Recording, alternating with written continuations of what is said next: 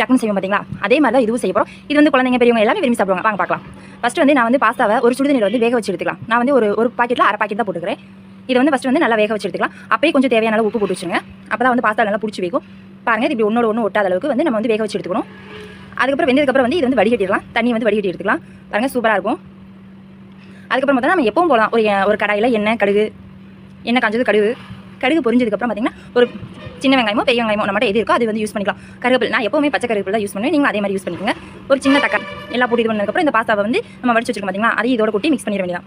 காரம் வந்து உங்களுக்கு தேவையான அளவு போட்டுக்கலாம். நான் வந்து கரம் மசாலா சேர்த்துருக்கிறதுல செமையாக இருக்கும். கொஞ்சம் கரம் மசாலா சேர்த்து நல்லா வந்து இது பண்ணி விட்ருங்க.